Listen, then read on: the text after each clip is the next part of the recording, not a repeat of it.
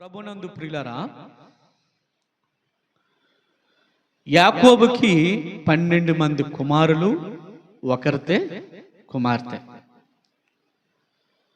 ఈ 12 మందిలో 11 వాడైన యోసేపును ప్రేమించాడు యాకోబు. మంచి వస్త్రాలు కుట్టించేవాడు, చాలా బాగా చూసుకున్నాడు తండ్రి.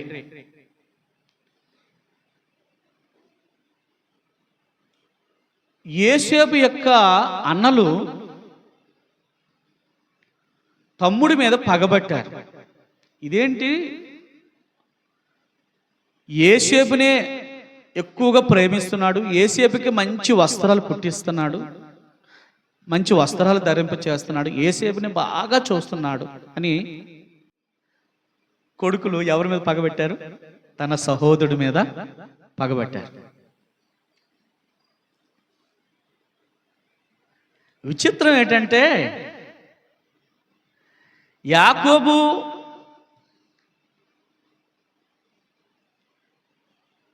తన జీవితంలో,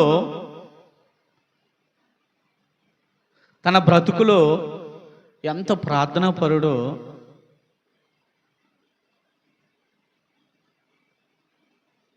తన కడుపు నుండి వచ్చిన బిడలు అంతే ప్రార్థన పరులుగా ఉండాలి. కానీ యోసేపు యొక్క అన్నలకు మాత్రం ఆ అసూయ ఎందుకు వచ్చిందా అని వాక్యంలో నేను ఎక్కువ ఆలోచన చేస్తూ ఉంటాను. ఎక్కువ మనం అప్పుడప్పుడు ఒక్కొక్క మాట అనుకుంటాం కదా. ఏమనుకుంటాం? తండ్రి ఏ మార్గంలో నడుస్తాడో కుమారులు అదే మార్గంలో నడుస్తాడు. తండ్రి ఏ త్రోవను వెళ్తాడో పిల్లలు కూడా అదే త్రోవలో వెళ్తారని అప్పుడప్పుడు మనకు జ్ఞాపకం చేసుకుంటున్నాం. కానీ ఇక్కడ వాక్యంలో ఆలోచన చేస్తే యాకోబుకి ఈ 12 మందిలో ఈ 11 వాడిని ప్రేమించేసరికి మిగతా వాళ్ళకి ఏం కలిగిందట?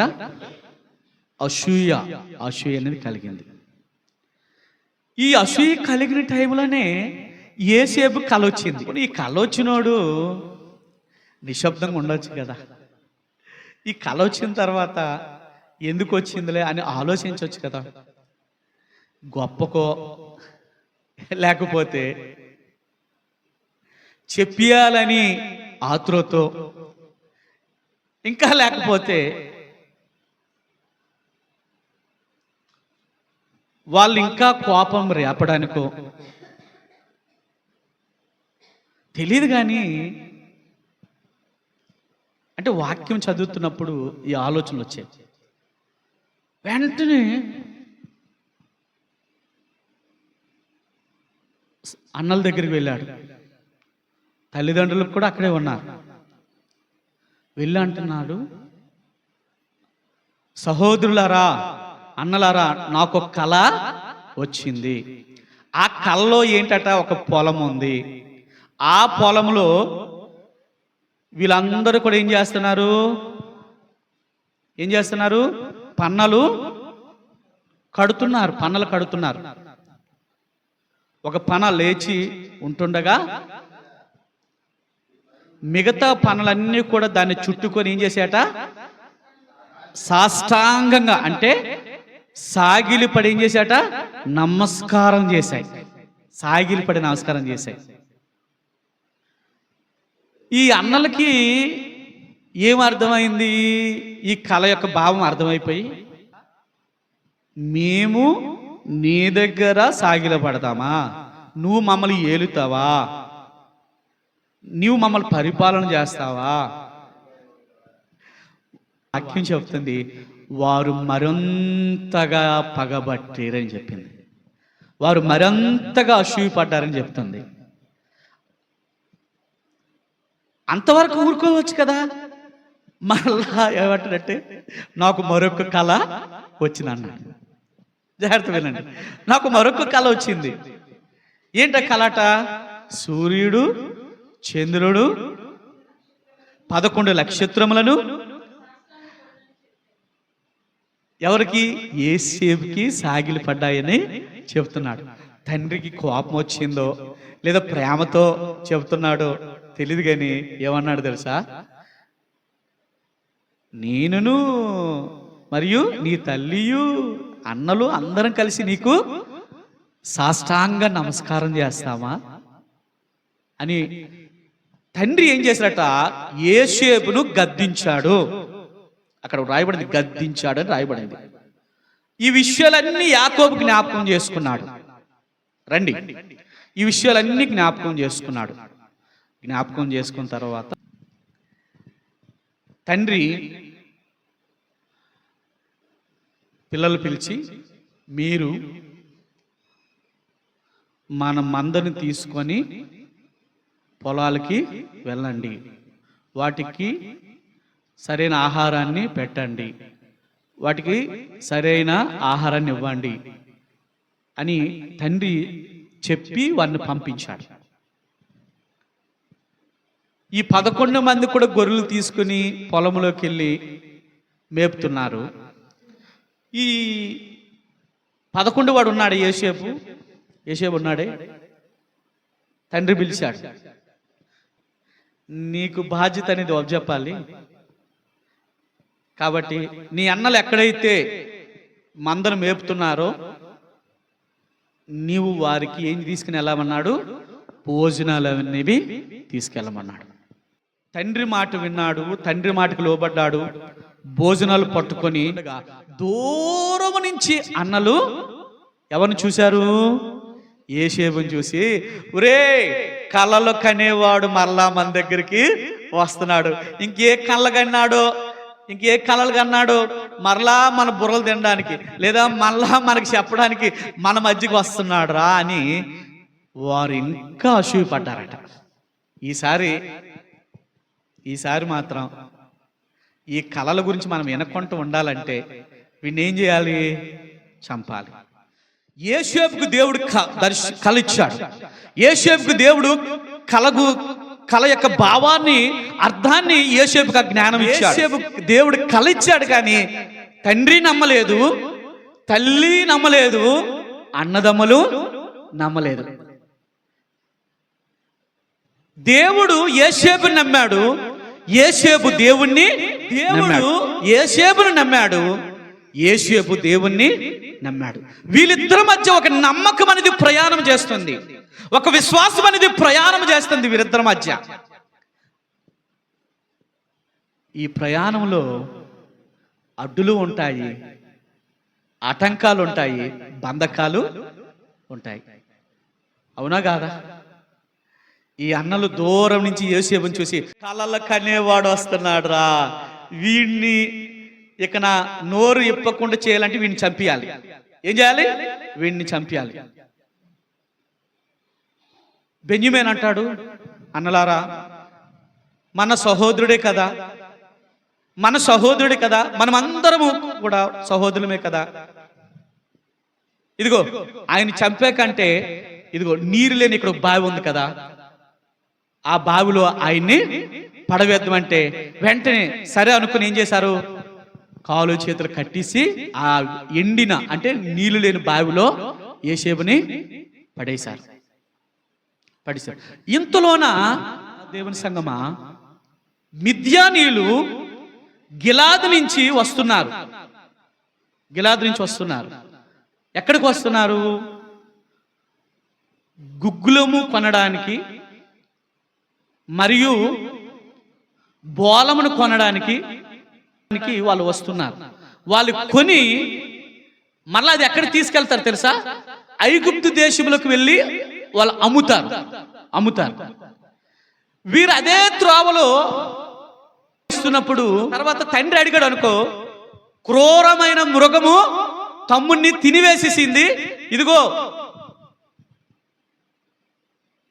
ఆ యొక్క రక్తపు వస్త్రాలు అనేది తండ్రికి చూపిద్దామని ఏం చేశారు? వెంటనే తమ్ముడిని మిద్యానీయులకు అమ్మేయడము, వాళ్ళ దగ్గర నాణ్యాలు తీసుకోవడము, తర్వాత ఆ మందలు ఒక గొర్రెని చంపేయడము, ఆ రక్తము చేత యోసేపు యొక్క వస్త్రాలను ముంచేసి అప్పుడు ఏమి తెలియనట్టుగా తండ్రి దగ్గరికి వెళ్ళి చెబుతున్నారు, నాయనా తండ్రి ఇదిగో తమ్ముణ్ణి అంటే యోసేపును క్రూరమైన మృగము తినివేసేసింది. ఈ మాట ఎందుకు చెప్తున్నాను తెలుసా? యోసేపు జీవితంలో ఒక కల వచ్చింది, అది నెరవేర్చడానికి దేవుడు ఏం చేశాడు తెలుసా? వాళ్ళకి పని అప్ చెప్పాడు. ఈ పని అంటే వాళ్ళ ద్వారా దేవుడు చేయిస్తున్నాడు. ఇది ఎవరి ప్రణాళిక? ఇది ఎవరి ప్రణాళిక? దేవుని ప్రణాళిక. వాళ్ళని దేవుడు వాడుకుంటున్నాడు అలాగా. కానీ వాళ్ళకు తెలియదు, అన్నలకు తెలియదు దేవుడు ఇదంతా ఆడుతున్నాడని, దేవుడు ఇదంతా చేయిస్తున్నాడని. ఎంత లింక్ చూడండి, ఈ లింక్ను మీరు జాగ్రత్తగా వినండి. వాళ్ళు లేపాడు, వాళ్ళు లేపిన తర్వాత మిద్యానీలకు అమ్మేశారు కదా. ఆ మిద్యానీలు ఐగుప్తు దేశంలోకి వెళ్ళి ఒక సంతలో పెట్టారు. పెట్టగానే ఐగుప్తు దగ్గర సేనాధిపతి అయిన పోతిఫర్ని దేవుడు అక్కడ తీసుకొచ్చాడు. ఈ యోసేపుని చూసి, ఆహా వీడు సుందరగా ఉన్నాడు, అందగాడు, వీడు దేనికైనా పనికొస్తాడని ఏం చేశాడు? కొనుక్కున్నాడు. ఆ లింక్ అనేది దేవుడు ఎట్లా తీసుకొస్తున్నాడు చూడండి.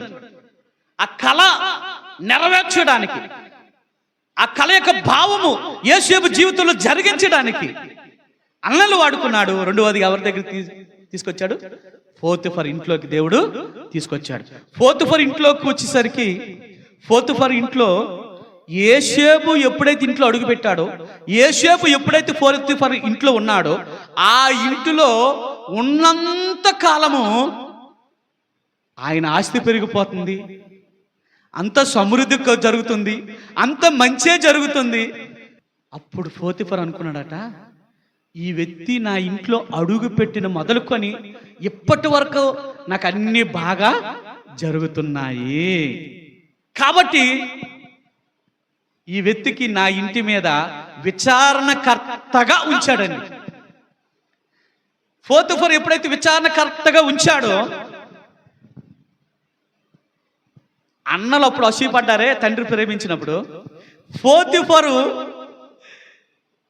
ప్రేమ, జాలి, ఒక అధికారం ఇచ్చేసరికి పోతిఫరు భార్యకి ఏం కలిగిందట? అసూయ కలిగింది. వచ్చి నుంచి, లేదా ఈ యోసేపు వచ్చి నుంచి ఈ ఇంటిలో ఉంటున్న ప్రతి దాని మీదకి విచారణకర్తగా ఈ వ్యక్తి నుంచాడు. నా భర్త ఈ వ్యక్తి చేతిలో అన్నీ ఉంచేశాడు. అసలు నీ ఇంట్లో ఉంటే ఏటి, లేకపోతే ఏటి అని ఆమె ఎంత గిల్టీగా ఆలోచించి ఒకటే నింద అనేది వేయాలి. ఏం వేయాలి? నింద వేయాలి, పంపించేయాలి. బయటికి పంపించడానికి ఏదో ఒక నింద వేయాలి. ఏమిటా నింద అంటే అర్థమైందా? ఎప్పుడు యోసేపు ఒంటరిగా దొరుకుతాడా, ఎప్పుడు యోసేపు ఒంటరిగా ఉంటాడా, ఎప్పుడు యోసేపు ఒంటరిగా పట్టబడతాడు ఎదురు చూసింది. పోతిఫరు డ్యూటీకి వెళ్ళిపోయారు. ఇంట్లో ఉన్న వాళ్ళందరూ ఇటు అటు పనులు చేసుకుంటున్నారు. బయట ఉన్న వ్యక్తి అనగా యోసేపు ఇంట్లో ఉండేసరికి పోతిఫరు యొక్క భార్య వ్యక్తి చేయబట్టుకోవడం, ఇదిగో నేను నిన్ను ప్రేమిస్తున్నాను, నేను నిన్ను ఇష్టపడుతున్నాను అని మాట్లాడడం, అది పోతిఫరు, అది యోసేపు జీర్ణించుకోలేక, అయ్యో నన్ను తీసుకొచ్చిన నా యజమానుడికి నేను అన్యాయము చేయకూడదు. ముఖ్యంగా ఏంటంటే పాపానికి దూరంగా బ్రతికేవాడు ఎవరంటే యోసేపే. దేవునికి స్తుతి కలుగును గాక. హల్లెలూయా. ఆమె దగ్గర నుంచి విడిపించుకుంటున్నప్పుడు మెల్లగా తప్పించుకున్నాడు. ఆమె వెంటనే కేకలు వేసి ఇదిగో మీరు లేనప్పుడు ఈ యోసేపు నన్ను నా మీద చేయవేయాలనుకున్నాడు. అలాంటి మాటలు అక్కడ ఉన్న వాళ్ళందరికీ చెప్పింది. ఈలోపు అంటే భర్త వచ్చాడు, యోసేపు మాత్రం పారిపోయాడు. మెల్లగా పోతిఫర్ ఏం చేశాడంటే యోసేపు ఎక్కడున్నాడో పట్టుకొని జైల్లో వేశాడు. జైల్లో వేసిన తర్వాత ఆ జైల్లో వేసిన తర్వాత కూడా దేవుడు అక్కడ తోడై ఉన్నాడు. యోసేపుకి నీడగా ఉన్నాడు. దేవుని కాపుదల ఉంది. ఇంతలో ఒక ఇద్దరు రాజు దగ్గర పనిచేసిన, ఒకడు పానదాయకుడు, రెండోడు భక్షకారుడు. వీళ్ళిద్దరూ తప్పు చేశారు. తప్పు చేసిన కారణం వీళ్ళిద్దరు కూడా జైల్లో వేయబడ్డారు. యోసేపు ఏ నేరం చేయలేదు, కానీ నింద వేయబడింది. చెరసాల్లో ఉన్నాడు. పానదాయకుడు చెరసాల్లో ఉన్నాడు. భక్షకారుడు చెరసాల్లో. ఆది కాండము 39వ అధ్యాయం 22వ వాక్యం చదువుదాం రండి. చెరసాల అధిపతి ఆ చెరసాలలో ఉన్న ఖైదీలందరినీ యోసేపు చేతికి అప్పగించిన దేవునికి స్తుతి కలుగును గాక.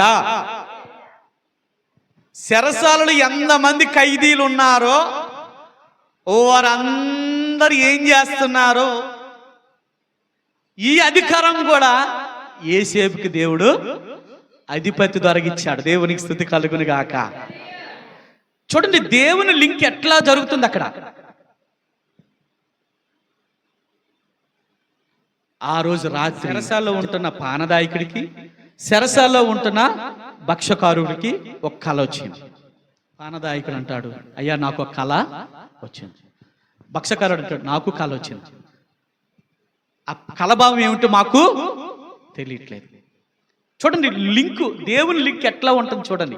పానదాయకుడు తనకు వచ్చిన కళ గురించి చెప్పేశాడు యోసేపుకి. భక్షకారుడు తనకు వచ్చిన కళ గురించి చెప్పేశాడు. వెంటనే యోసేపు పానదాయకుడు చెప్పాడు, ఇదిగో నువ్వు మరలా డ్యూటీలో జాయిన్ అవుతావు, రాజు దగ్గర నీళ్లు అందిస్తావని చెప్పాడు, నువ్వు విడిపించబడతావని చెప్పాడు. భక్షకారుకుడు నీ కళ ఏమిటంటే, ఇదిగో నువ్వు ఉరిదీయబడతావు, నువ్వు ఉరిదీయబడిన తర్వాత పక్షులు వచ్చి నేనేం చేస్తే పొడుచుకొని తింటాయి. ఈ పానదాయకుడితో యోసేపు మరొక మాట ఆడాడండి. ఇదిగో నువ్వు విడిపించబడతా కదా, నువ్వు రాజు దగ్గరికి వెళ్ళినప్పుడు నువ్వు రాజు దగ్గర పనిచేస్తా కదా, రాజు పాత్రను అందించేవాడు కదా, ఇదిగో నా గురించి నేనేం తప్పు చేయలేదు, ఏ నేరం చేయలేదు, రిక్వెస్ట్తో చెప్తాడు. యోసేపు కలభావం చెప్పిన తర్వాత పానదాయకుడు విడుదల పొందుతాడు, భక్షకారుడు ఉరిదీయబడతాడు. అయితే ఈ పానదాయకుడు యోసేపు చెప్పిన మాటలను అక్కడ డ్యూటీలోకి వెళ్ళిన తర్వాత మర్చిపోయాడు. ఒకటే వాళ్ళ ఆలోచన ఏంటంటే, రాజు దగ్గర పని చేసుకున్నప్పుడు మనస్సు, తర్వాత ప్రవర్తన, ఆలోచనలు ఒకే రీతిగా పని చేసేవాళ్ళు.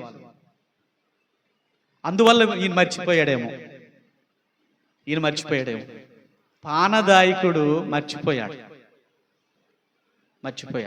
దేవుని యొక్క ఉద్దేశము యోసేపు యొక్క కళ నెరవేర్చడానికి అందరిని ఏర్పాటు చేసుకొని యోసేపుని ముందుకు నడిపిస్తాడు. ఒక ప్రక్క అన్నలు, ఇంకొక ప్రక్క పోతిఫరు భార్య, ఇంకొక ప్రక్క పానదాయకుడు మర్చిపోయాడు. కానీ దేవుడు మాత్రం మర్చిపోలేదు. పానదాయకుడు మర్చిపోయాడు. మళ్ళా ఎవరిని లేపాడు అక్కడ. రాజు కళ వచ్చింది. దేవునికి స్తుతి కలుగును గాక. హల్లెలూయా. రాజుకి ఏ కళ అంటే, చెరువులో నుంచట లేదా ఏట్లో నుంచట 7 బలిసినవి, తర్వాత మరొక 7 ఎటువంటివి, అవి ఎంత తిన్నా సరే బక్కగానే ఉన్నాయట. ఈ కలభావము రాజు దగ్గర పనిచేస్తున్న మంత్రులు పిలిచాడట, రాజు దగ్గర పనిచేస్తున్న మాంత్రికులు పిలిచాడట, రాజు దగ్గర పనిచేస్తున్న విద్వాంసులు పిలిచాడట. రాజు ఎవరికెవరికైతే జీతాలు ఇస్తున్నాడు, రాజు ఎవరికైతే బంగారం వెండులు ఇస్తున్నాడు, రాజు ఎవరికెవరికైతే జీతం ఇచ్చి పోషిస్తున్నాడు, వాళ్ళందరూ పిలిచాడు. మంత్రుల సార్లు పిలిచారు. వీళ్ళందరూ వచ్చి రాజుకు వచ్చిన కలభావం ఎవరు చెప్పలేకపోయారు. అప్పుడు ఈ పానదాయకుడుకి యోసేపు గుర్తొచ్చాడట. దేవునికి స్తుతి కలుగును గాక. ఈ యోసేపు గుర్తు రావడానికి పరిశుద్ధాత్మ దేవుడు అక్కడ పని చేస్తున్నాడు. అప్పటి వరకు మర్చిపోయిన వాడు యోసేపు ఎందుకు గుర్తు వచ్చాడు తెలుసా? అరే ఎంతమంది చెప్పలేకపోయారే, వీళ్ళందరూ బాగా రాజు దగ్గర తిన్నోలే, వీళ్ళందరూ బాగా రాజు దగ్గర బాగా మేసినోలే, బాగా అందుకున్నోలే, దోచుకున్నోలే. అది చెప్పి ఇది చెప్పి పానదాయకుడికి గుర్తు రావడానికి కారణం ఏంటి చెప్పనా? ఆ రాజు దగ్గర ఉంటున్న వాతావరణం అంతా కూడా దేవుడు తన స్వాధీనంలో ఉంచుకున్నాడు, తన ఆధీనంలో ఉంచుకున్నాడు. అందుకే పానదాయకుని గుర్తు చేశాడు. అందుకే పానదాయకుడు తప్పు చేసిన, భక్షకారుడు తప్పు చేసిన, వారి చెరసాలు వెళ్ళినా మరలా ఆ చెరలో ఉన్నప్పుడు వాళ్ళిద్దరు కలలు వచ్చినా దాని భావం తెలియకపోయినా భావం చెప్పడానికి యేసేపు చెరలోకి వెళ్ళాలనే ఈ నింద. దేవుని ప్రణాళిక చూడండి ఎట్లా ఉంటుంది, అసలు దేవుని ఉద్దేశం చూడండి ఎట్లా ఉంటుంది, ఒకసారి ఆలోచించేయాలి. పానదాయకుడికి గుర్తొచ్చింది. అప్పుడు రాజు దగ్గరికి వెళ్ళి, రాజా నన్ను క్షమించిన ఆయన, నన్ను మన్నించిన ఆయన, మీ దగ్గర ఒకటి దాచిపెట్టాను. ఏమిటది? అయ్యా, నేను ఈరోజు మరలా బ్రతికొనడానికి, ఈరోజు నేను మరలా మీకు నీళ్ళు అందించడానికి, పాత్ర అందించడానికి నేను బ్రతికున్నానంటే ఈ కలభావం చెప్పే ఒక వ్యక్తి చెరలో ఉన్నాడు. దేవునికి స్తుతి కలుగును గాక. హల్లెలూయా. వెంటనే రాజు తను ఎక్కడున్నా తీసుకురండి. కళ ద్వారాగా ప్రారంభించబడింది, మళ్ళా కళ ద్వారా దేవుడు ముగింపులోకి తీసుకొస్తున్నాడు. ఇది దేవుని ప్రణాళిక కాదా? దేవుని చిత్తం కాదా? 17 సంవత్సరాలు రాయబడింది. దేవునికి స్తుతి కలుగును గాక. హల్లెలూయా. అంత చిన్న వయసులో అంత భారమైన శ్రమలు, కష్టాలు, నిందలు, అవమానాలు భరించాడంటే దేవుని యొక్క కళను నెరవేర్చడానికి దేవుడు ఏమండి యేసేపు యొక్క జీవితంలో ఎన్ని బాధలు, ఎన్ని సమస్యలు, ఎన్ని ఇరుకులు, ఎన్ని ఇబ్బందులు, ఎన్ని అవమానాలు, ఎన్ని రకాలుగా తీసుకొని వస్తున్నాడో చూడండి. శుద్ధాత్మ దేవుడు ఈరోజు మనతో మాట్లాడు తెలుసా? రాజు అన్నాడు, తను ఎక్కడున్నాడు అర్జెంటుగా వెంటనే తీసుకురండి అన్న. అప్పటికి మనోడు బాగా జుత్తు పెరిగిపోయింది, గడ్డాలు పెంచేశాడు. ఎవరు? యేసేపు. గడ్డాలు పెంచాడు, వస్త్రాలు కూడా బాగలేదు. వాక్యం చెప్తుంది, ఆ వ్యక్తికి జుత్తు కట్ చేసి గడ్డం గీసిన తర్వాత మంచి వస్త్రాలు వేసుకొని అప్పుడు రాజు ముందుకి తీసుకుని వచ్చారు. దేవునికి స్తుతి కలుగును గాక. అయితే రాజు ముందు తీసుకొచ్చిన తర్వాత రాజు, నీకు కలభావం చెప్పడం వచ్చంటే, అక్కడ నాకు వచ్చానల్లే, నా దేవుడే దాన్ని తెలియచేస్తాడు. దేవునికి స్తుతి కలుగును గాక. కాదు అంటే కలభావము చెప్పే బలము, శక్తి, జ్ఞానము నా వల్ల కాదు. ఎవరి వలన? దేవుడే. దేవునికి ఏ దేవుడు? యేసు దేవుడు ఒక్కడే ఈ లోకానికి, ఈ జగానికి యేసు దేవుడు ఒక్కడే. పరాక్రమం కలిగిన దేవుడు ఒక్కడే, అసమానుడు దేవుడైన ఒక్కడే, ఆయనే ప్రభువైన యేసు క్రీస్తు. ఈ లోకములు ఇంకెవరు లేరు. యేసు ప్రభు ఒక్కడే. ఆ ఒక్కడ గురించే ఈ యేసేపు సాక్ష్యం ఇస్తాడు. మీకు ఇంకొక మాట చెప్పనా? ఏ రోజు కూడా యేసేపుతో దేవుడు మాట్లాడాడండి? మాట్లాడా? చెప్పండి, మాట్లాడా? నేను చదువుతున్నప్పుడు దేవుడు తనతో మాట్లాడినట్టుగా ఎక్కడ లేదు. కానీ అంత చిన్న వయసులో అంత జ్ఞానం కలిగి, అంత భక్తి కలిగి, అంత యథార్థ కలిగి, అంత నీతి కలిగి, ఎన్ని బాధలు వచ్చినా, సమస్యలు వచ్చినా, నిందలు వచ్చినా, అవమానములు వచ్చినా తాను నమ్మిన దేవుని గురించి సాక్ష్యం ఇస్తున్నాడు ఇక్కడ. హల్లెలూయా. ఎంత గొప్ప విషయం అండి, ఎంత గొప్ప విషయం. అయితే ఏం జరిగింది? ఒక మాట చెప్పి నేను ముగిస్తాను రండి. 17వ వచనం, అందుకు ఫరో, నా కలలో నేను ఏటి ఒడ్డున నిలిచి ఉంటేనే.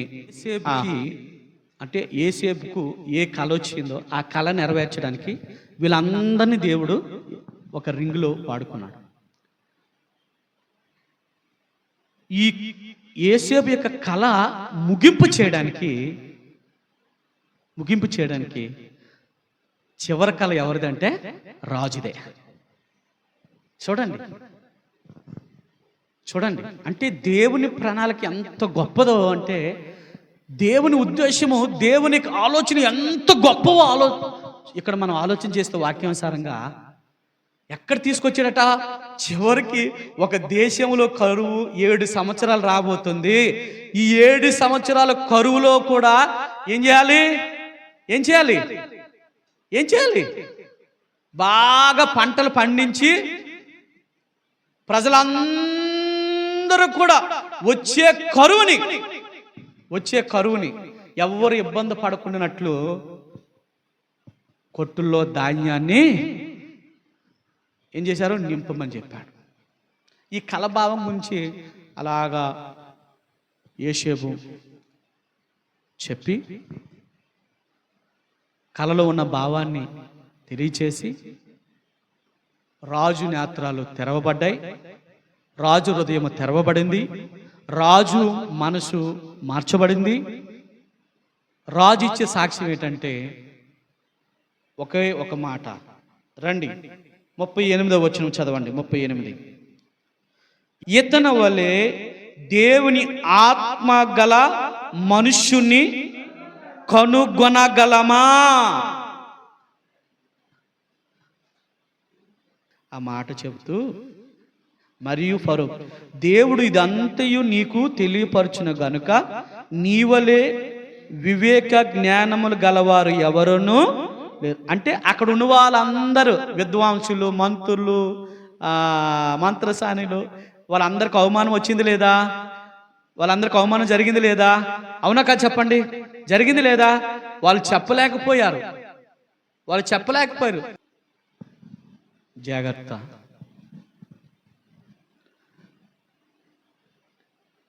ఈ కళ నెరవేర్చడానికి ఒక విధంగా చెప్పాలంటే దేవుడు అందరినీ తన పనిలో వాడుకున్నాడు. ఆమేన్. హల్లెలూయా, హల్లెలూయా, హల్లెలూయా. అయితే ఇప్పుడు యోసేపు యొక్క పొజిషన్ ఎలాగుంది? రాజు ఏం చేశాడు సార్? రాజు ఏం చేశాడంటే, ఇదిగో ఈ దేశానికి ఇక్కడ ఉన్నవారు అందరికీ నీవు అధికారివి, నాకు తప్ప అన్నాడు.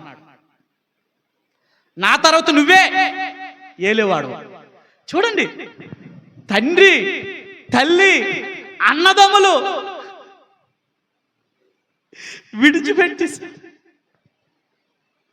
మర్చిపోయారు.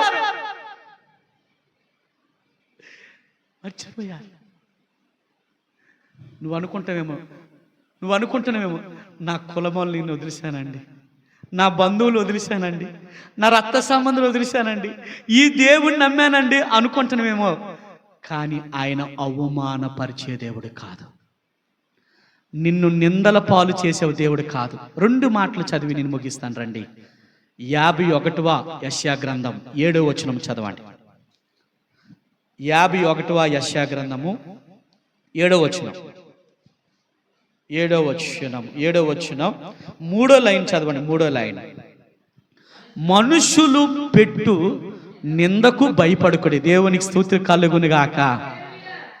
51వ యెషయా గ్రంథము 7వ అధ్యాయం 3వ లైన్లో చదువుతున్నాం. ఇక్కడ చూడండి, అందరూ వినాలి, అందరూ గ్రహించాలి ఈ మాటను, అందరూ ఆలకించాలి ఈ మాటను. మనుషులు పెట్టు నిందకు భయపడకుడి, వారి దూషణ మాటలకు దిగులు పడకడి. దేవునికి స్థితి కలుగునుగాక. ఎంత గొప్ప మాట అండి, ఎంత గొప్ప సందేశం ఇస్తున్నాడు చూడండి. ఇప్పటి వరకు ఇంతవరకు నిందకు భయపడకుడి, వారి దూషణ మాటలకు దిగులు చెందకుడి. ఎందుకు తెలుసా? 61వ అధ్యాయం యెషయా గ్రంథం. ఎందుకు తెలుసా? 61వ అధ్యాయము 7వ వచనముకు రండి. 7వ వచనంలోకి రండి. నీ అవమానమునకు ప్రతిగా రెట్టింపు ఘనత నొందుదురు, నిందకు ప్రతిగా తాము పొందిన భాగము అనుభవించి వారు సంతోషించురు.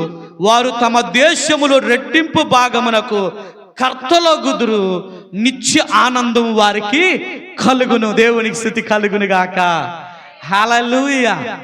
చూసారా? మీ అవమానమునకు ప్రతిగా, మీ అవమానమునకు లేదు మీ నిందకు ప్రతిగా రెట్టింపు ఘనతనిస్తానంటున్నాడు. ఏమిస్తానంటున్నాడమ్మా? ఏమిస్తానంటున్నాడు? ఎందుకు భయపడుతున్నావు? మనుషులు పెట్టే బాధలకు, మనుషులు పెట్టే దూషణకి ఎందుకు భయపడుతున్నావు? భయపడద్దు, భయపడద్దు. యోసేపు విషయంలో తన అన్నలు కల వచ్చిందని తండ్రి తల్లి కూడా గద్దించారు. అన్నలు పగబట్టారు. పోతిఫర్ బాయ్ నింద వేసింది, పోతిఫర్ చెరలో వేసేసాడు, అయిపోయింది అనుకున్నారు. ఊరు నుంచి వచ్చాడు యోసేపు, నేను కొన్నాను, నా భార్య మీద ఈయన కన్ను వేశాడు అని ఒకవేళ పోతిఫర్ తన మనసులో అనుకున్నాడేమో, యోసేపు జీవితం అయిపోయింది అనుకున్నాడేమో. నీ జీవితం కూడా అయిపోయింది అనుకుంటున్నావేమో, నీ బ్రతుకు అయిపోయిందిలే అనుకుంటున్నావేమో, ఇంతే లేదా అనుకుంటున్నావేమో. దేవుని బిడ్డ, నువ్వు పడే ప్రతి కష్టానికి, నువ్వు అనుభవిస్తున్న ప్రతి నిందకు,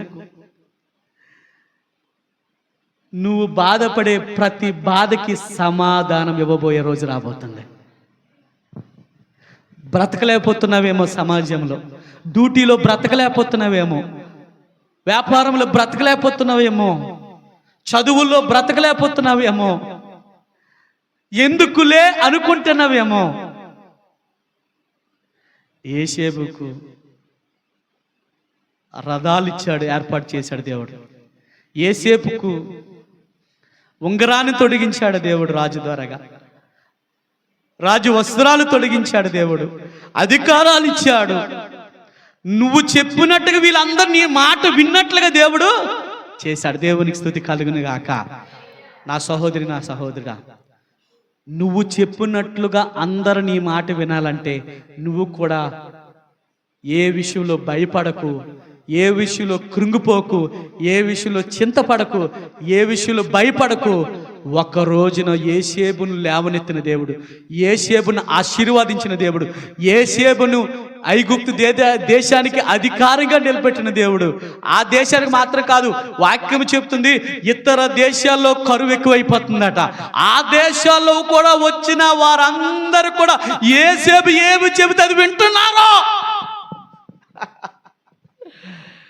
అంత యోగ్యత, ఖ్యాతి, అధికారము, ఆశీర్వాదము, మహిమ, శక్తి నీవు జీవితంలో రావాలి అంటే నీవు మనుషులు పెట్టే నిందలుకి భయపడకు, వారి దోషులకు దిగులు పడకు. ఒక రోజున ఎవరిని? యోసేపు నిలబెట్టిన దేవుడు నిన్ను, నీ కుటుంబాన్ని నిలబడతాడు, ఆశీర్వదిస్తాడు, వాడుకుంటాడు. దేవుడి మాటలు దీవించిన గాక. ప్రార్థన చేసుకుందాం, ప్రార్థన చేసుకుందాం, ప్రార్థన చేసుకుందాం. అందరం కూడా రెండు చేతులు పైకెత్తుదాం. మనం అందరం రెండు చేతులు పైకెత్తుదాం. ప్రభువా, ఈరోజు నాయన ఈ పునరుద్ధాన ఆరాధనలో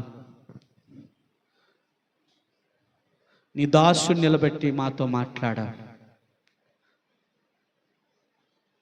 నిజంగా నీతో దేవుడు మాట్లాడా? అయితే పెదవులు విప్పండి, ప్రార్థన చేసుకుందాం. ప్రేమ నమ్మకమైన మా ప్రియ, మా పరలోకపు తండ్రి, ఈ పునరుద్ధాన ఆరాధనలో శ్రేష్టమైన నీ మాటలు మాకు అందించావు, శ్రేష్టమైన వాక్యాన్ని మాకు ఇచ్చావయ్యా. యోసేపు కల వచ్చింది, అన్నలు అనుకున్నారు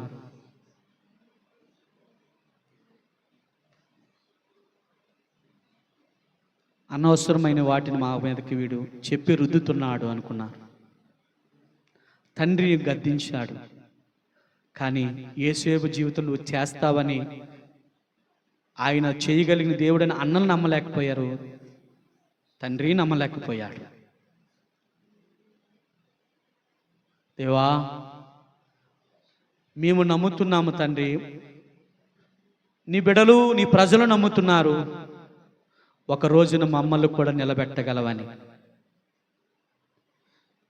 ఐగుప్తు దేశంలో మాత్రం కాదు, ఇతర దేశాల్లో కూడా కరువు సంభవించింది. ఇతర దేశాలు ఉన్నవారు అందరూ కూడా ఐగుప్తు దేశానికి వచ్చి ధాన్యం కొనుక్కుంటున్నారయ్యా. యోసేపు మాట వింటున్నారయ్యా. యోసేపు మాట ఆలకిస్తున్నారయ్యా. యోసేపు ఏమి చెబితే అది చేస్తున్నారయ్యా.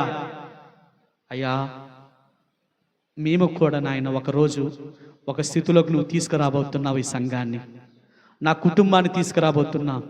నా సంఘ బిడ్డలు నువ్వు తీసుకురాబోతున్నావయ్యా. బయట అందరూ వింటున్నారో వారి కుటుంబాలు, వారి జీవితాలు కూడా నువ్వు తీసుకురాబోతున్నావయ్యా. వారి బ్రతుకులో నువ్వు గొప్ప కార్యాలు చేయబోతున్నావయ్యా. నూతన కార్యాలు చేయబోతున్నావయ్యా.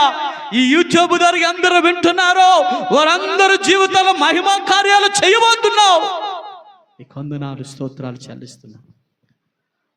నువ్వు చేయగలిగిన సమర్థుడవయ్యా. అసమానుడువు నాయన. నీ వాక్యం 30 అంతులు 60 అంతులు 100 అంతులుగా ఫలింపు చేయమని మహిమ పొందుకోమని యేసు శక్తి కలిగిన నామమున ఈ ప్రార్థన వేడుకుంటున్నాను తండ్రి. ఆమేన్ చెబుదామా? బిగ్గరగా చెబుదామా? ఆమేన్, ఆమేన్. హల్లెలూయా.